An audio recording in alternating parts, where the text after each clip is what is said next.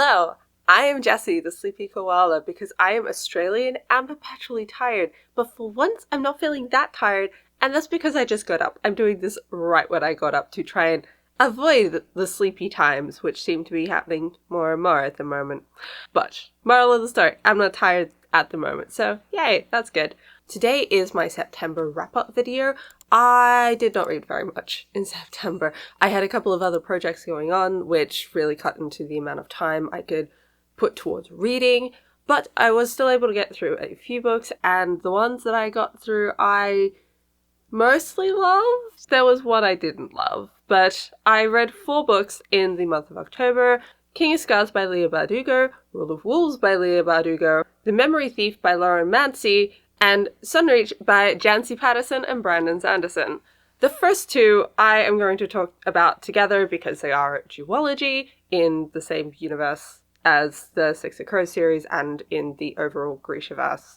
I really liked it as a duology, but it split down the middle the same way that Six of Crows and Crooked Kingdom split for me. The first book I really liked. It was 4 stars for me. It was exciting. The character work, as always, phenomenal. I love following along with these protagonists that aren't really good people, at least in most of their cases. I don't know if Nikolai can be described as a bad person, at least in terms of the spectrum of good to bad characters, or good to evil characters. He's so close to good that it's really hard to see him all the way.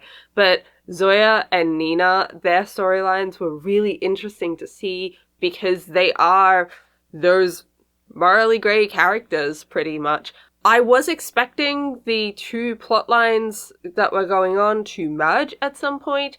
They didn't in this book, but that's okay, it's a duology. It's gonna merge at some point. The fact that there are 2 things is gonna matter. And that's all I really care about. As long as they end up mattering and it's not just some tangential matter that's like, why did we do this? Then I'm completely happy with it. I thought Nina's storyline was very interesting. I very much liked the plot and the mystery that was there. And I also liked the exploration of what she is going through at the moment and how this adventure ties into all of that and changes her perspectives and makes her see things differently. Wow, it's really hard to talk around plot spoilers for this series because I also have to talk around plot spoilers for other series. Yeah. In terms of Nikolai and Zoya, I was pulled in straight away by the beginning of this book. The opening sequence very much got me hooked and tethered into the story, and I was really interested in seeing both of their perspectives, even though I haven't really interacted or read much about those characters because I haven't read the main Grishaverse trilogy yet, very much a yet. I am going to read it, definitely. But at the same time, I really, really enjoyed it. So I think Bardugo did a very good job in terms of that. The overall plot for Zoya and Nikolai was, give it a solid fine. I was intrigued by it. I didn't find the twists very twisty. And overall, it was a solid fine. I enjoyed it. I didn't dislike it. I wasn't on the edge of my seat. Oh my god, what's gonna happen? Please give me more. I am in the middle of the avalanche of things in the end. No, I didn't have that for this book.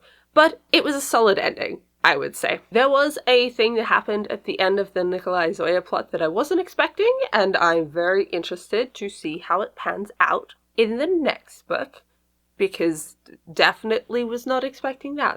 Okay then. There is one thing with Nina's storyline that I'm not sure how I feel about right now, and it very much depends on how it goes in the next book. And I can't talk about it because it contains spoilers for so many different things. I might be a bit bothered by how this resolves itself, but we will just have to see. After King of Scars, we have Rule of Wolves, and now I can move on to stop pretending like I haven't read the second book while I talked about the first one just then. Rule of Wolves, it was good. I liked it. I would definitely reread this duology again. I'd definitely reread each of these books by themselves again. But like with Crooked Kingdom, there was just something that was missing that pushed it down to a 3 stars for me.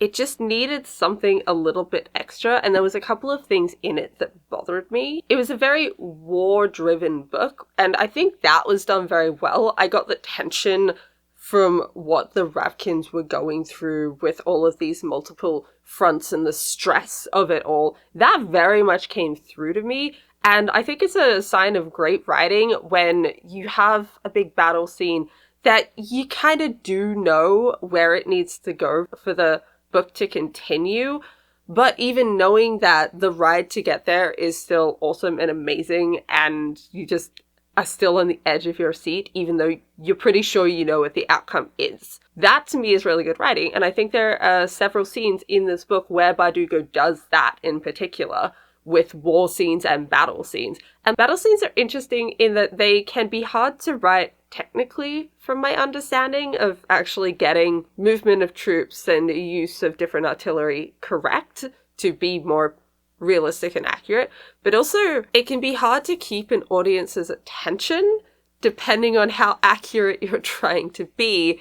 And I know that I'm definitely someone who, if I read a battle or war scene, my eyes really glaze over a lot of the fighting because my brain isn't going to interpret the details so much that I can see that in my head versus vague figures fighting in some capacity on a landscape.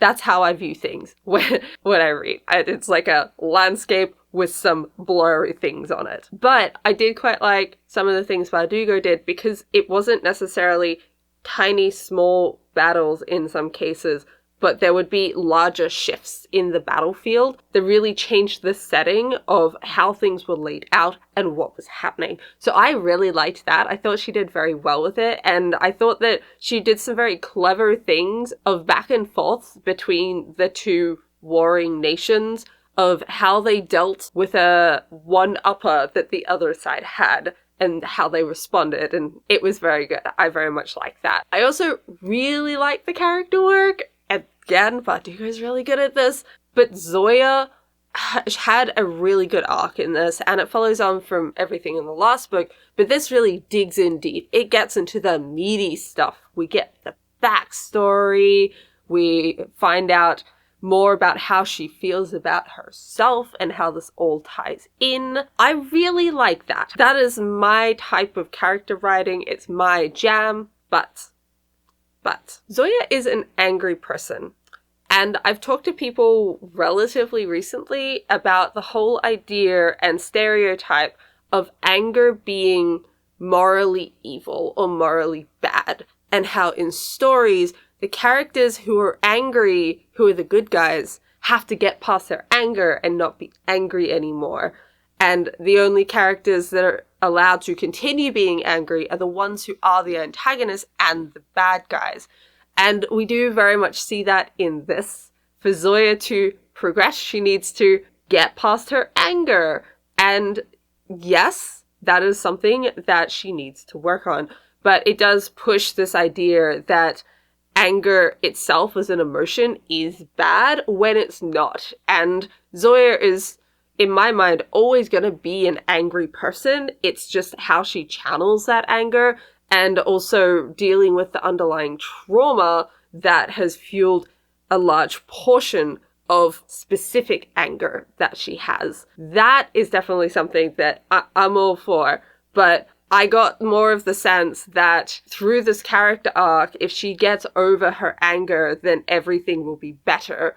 And the thing is, that's not how it works. It does help, but things aren't magically better because you're past a negative emotion that everyone has and that is natural to feel. Yes, she needs to work on how she's feeling it, but getting past this bit of anger doesn't help her for in the future if there is another thing that starts to fuel her rage. Learning how to deal with anger when it comes up healthily instead of just surpassing it, to me that is a much more interesting plot arc and a much more interesting way that you can take a character. And I think Bardugo is someone who could 100% do this. She's really good at characters, she's really good at character arcs, and she's really good at emotions with characters. So I think she's the type of person that can do this. I didn't really get that from this book. So that is a bit of a disappointment on my part. The other thing that bothered me in this book, again, it's to do with good characters versus bad characters in writing, is the nation that we follow, the people that we follow are always the good guys in every sense of the word. Even when they are faced with choices of will we be the good guys or bad guys, they kind of end up in the position where they choose the right thing and then they have to do the other thing anyway. So they're not the bad people in this case. They have not chosen the option that is awful or horrible but necessary. They have chosen the good option that everyone will respect. But then, oh no, they have to do the other one. On the flip side, the other warring nations, there is really very little redeemable about them in broad strokes. There's smaller individual things that you could say redeem these nations, but overall, they are painted as the big bad, the worst that could happen, always choosing the option that will horrify people the most, and very prone to violence, and there's nothing that makes them look like the good guys. So this dichotomy is very stark in this book. Not even just between two nations, but really three nations. No, not even just between two nations, but between Ravka and probably all but one other nation in the world that is mentioned. And that is definitely a choice that can be made. It was just very, very obvious to me. And in a book and book series where Bardugo goes to such lengths to create these well-rounded, in-depth characters that are not just good or just evil, Nikolai was standing, it seems like this is the extension of not just making the good guy's country good and everyone else evil. That was also more prominent in this book, and I don't know if it's prominent in other books in the base series. I didn't really get this as much from the first book, but that really wasn't the war book. This is the war book. And again, if you're reading from one side of a war, you're going to get more of the positive views for that side of the fighting, but just as a meta overarching thing, that there was something that really stood out to me. The other things, there was a plotline that just never developed further from the first book, which was disappointing because it was very interesting. And the thing that I said before that I didn't know if I would like depending on the direction, yeah, it went in that direction and I didn't like it. So I'm gonna briefly go into spoilers so I can talk about it, because talking around it is too hard. So the thing that I took issue with was the relationship between Nina and Hane. I have absolutely no issue with them being together. My issue is the fact that Hane is effectively a rebound for Nina, and I just wanted this acknowledged because Nina was literally still in the middle of grieving Matthias when she met Hane, and she starts noticing Hane and finding her attractive. But that's what happens with a rebound. That's the whole thing with a rebound, is you're not over someone yet, but you are looking at other people.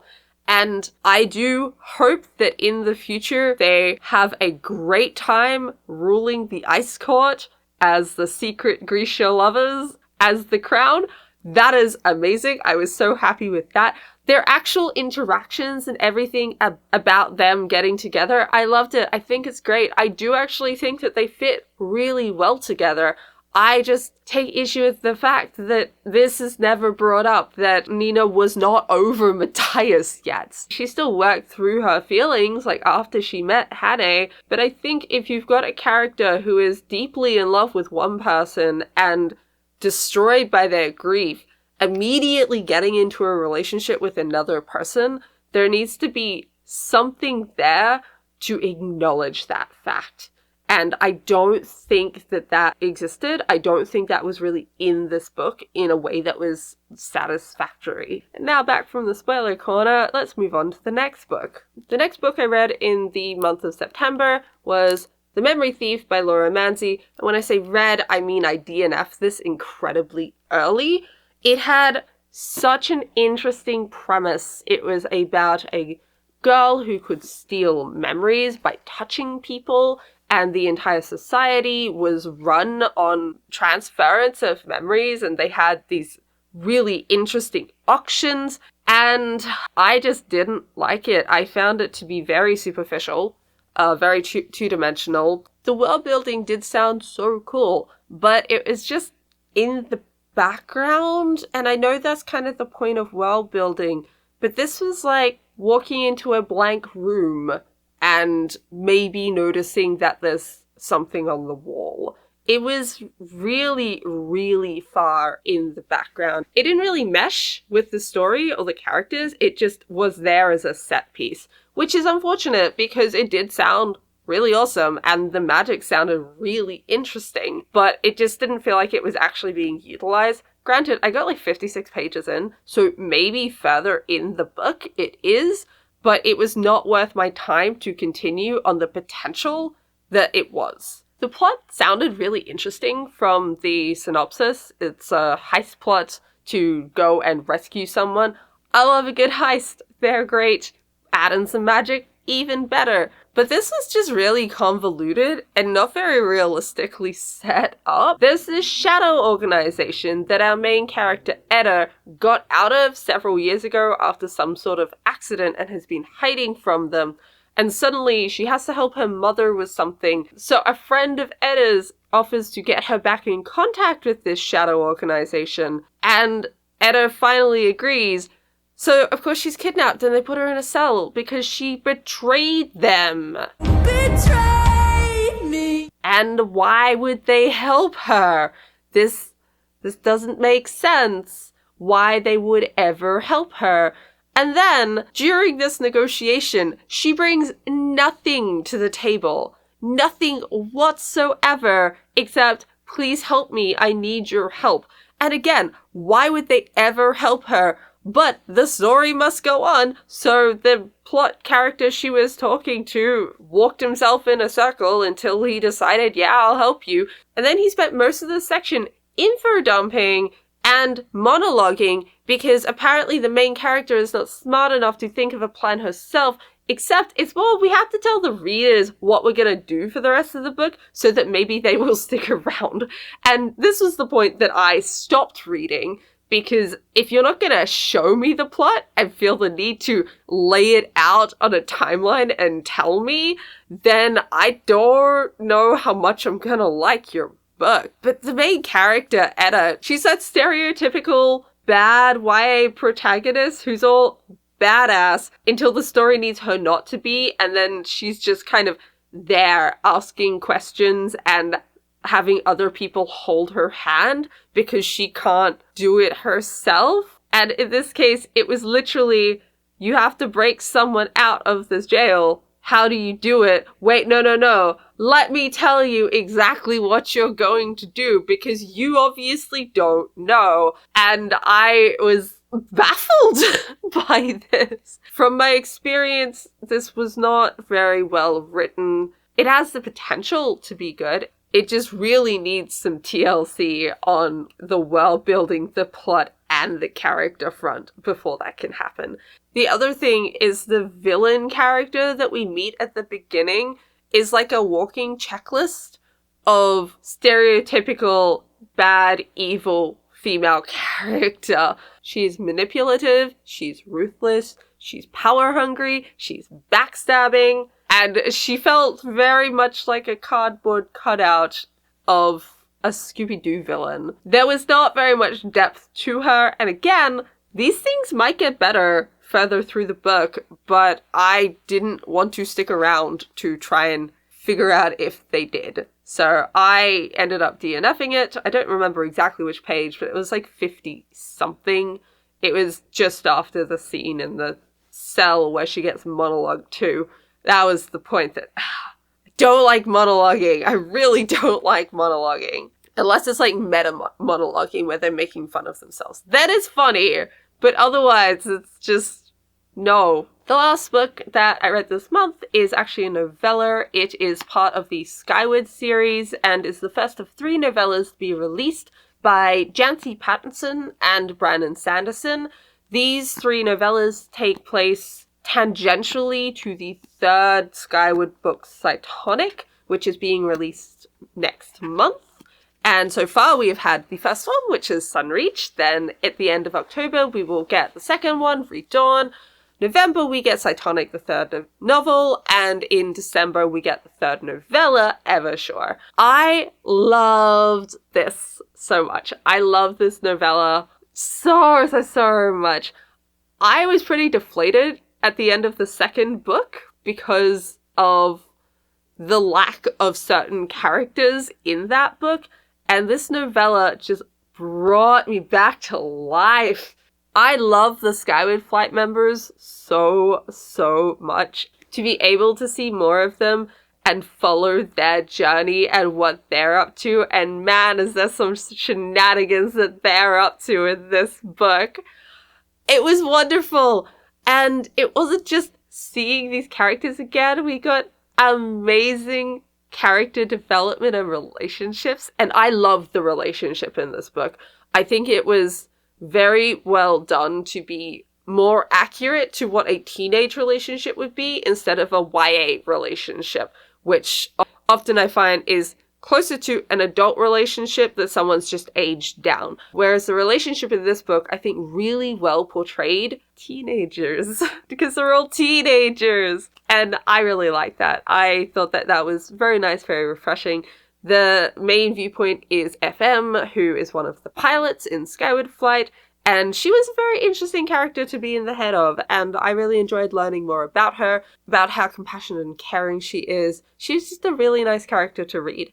There's also some fun, wacky hijinks with some cute and cuddlies in this book, and they were a blast to read about and follow along with, and I am super excited to see more about them in the future. I think the only criticism I might have for this book is that the name of this book is Sunreach, and we know from meta information that these are planets, and we don't actually spend or see much time on Sunreach at all, and it's right near the end of the book, and that just makes me question the title a little bit, I guess. It seemed a bit misleading to me. But really, that is such a small gripe from me. I loved every other moment of this book. I'm really looking forward to the next one, which is apparently from the POV of Atlantic, who is an alien. Yay, alien POVs. Overall, I'm just excited for the onslaught of Skyward material we have, because I love this series. I adore the first book. It is my favorite Brandon Sanderson book ever. But the second one did kind of leave me flat. So I've been looking forward to the new stuff. This is good. I like the onslaught. Let's go. So that is everything that I've read in the month of September. I have quite a few books that I'm still going through at the moment, and also quite a few that I would like to read in October. So I'm definitely not getting through all of these, and I will probably prioritize the remaining library books I have, and also the ones that are specifically the spooky books I have, which really are all the remaining library books I have. I've gotten through the rest of them. But the books I specifically would like to try and get through in October are Uzumaki, Ninth House, the Caraval series, and Dread Nation. If I can get through other things as well, that would be great. But if not, it's okay. And I think I can still renew all of these library books once more anyway, so I'm not in a massive rush. I am currently reading A Winter's Promise. I am about a quarter of the way through. It is interesting. I don't know if I could describe it any other way. It's interesting. I'm interested to see how it goes. I'm not disliking it. It's not pulling me in. But I do kind of want to keep reading it. It's got some very quirky ways of describing things. So it's been a process to get my mental picture going in some places. But overall, I am enjoying it. So I hope you enjoyed, everyone. Thank you for watching. Like, comment, and subscribe, and I'll see you next time.